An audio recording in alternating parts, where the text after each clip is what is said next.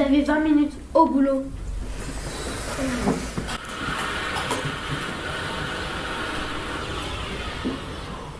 En 2100, les scientifiques prévoient que la hausse du niveau marin atteint 80 cm. Super. Non, pas super. Comment ça, pas super? Dans le futur, mon monde est inondé. Pourquoi? À cause de vous. Ah mais t'es qui toi pour rester comme ça? Je suis toi dans le futur. T'es tout mouillé, t'as fait trempette? Mais oui, bien sûr. Mais non, enfin, si j'ai tout mouillé, c'est à cause de vous. C'est pas de notre faute. Le niveau marin a augmenté en 6 heures quand j'étais chez ma grand-mère qui habite au bord de l'océan.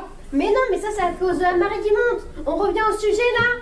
Et quel est le rapport entre ce que nous faisons aujourd'hui et ce que tu vis dans le futur? Bonjour, est-ce que c'est ici la cinéma? Je pense très bien. Pourquoi tu manges? Il y a aucun rapport. Stop! C'est fini les je pense, on va passer au je sais. Commencer par l'effet de serre. Mais c'est quoi l'effet de serre? Le rayonnement solaire parvient à la surface de la Terre et la réchauffe. À son tour, la surface de la Terre émet un rayonnement vers l'atmosphère.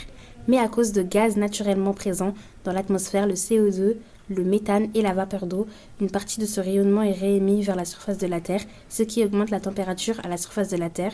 C'est l'effet de serre. Mais c'est pas de notre faute. Si, en quelque sorte, quand on prend les transports comme la voiture ou le bus, on rejette du dioxyde de carbone qui est un gaz à effet de serre. Donc cela augmente l'effet de serre et la température moyenne à la surface. Pourquoi il est mouillé s'il fait chaud? Très bonne question. Pour cela, je vais vous montrer une expérience, celle de la dilatation de l'eau. Il suffit de chauffer de l'eau, on va constater que le volume de l'eau liquide augmente si la température augmente. Cette expérience nous montre que l'augmentation de la température peut entraîner la hausse du niveau marin. Est-ce la seule cause de l'augmentation du niveau marin? Et non, il y en a une autre. Dans ce modèle, ces glaçons représentent la banquise à gauche et ces glaçons à droite représentent les glaciers sur la terre ferme.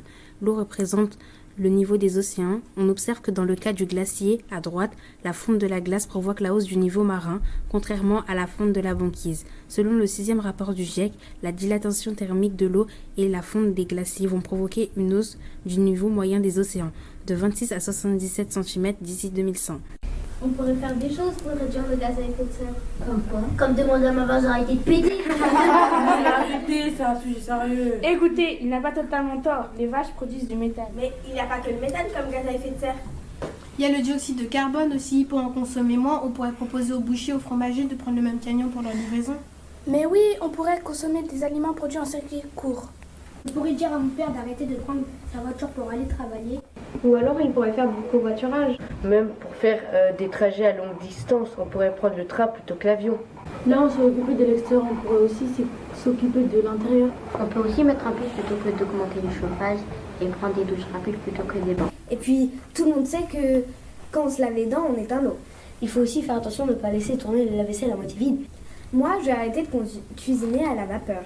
Bah, c'est juste de l'eau. Oui, mais la vapeur d'eau, c'est un gaz à effet de serre. Maintenant, c'est à nous de jouer et à vous aussi.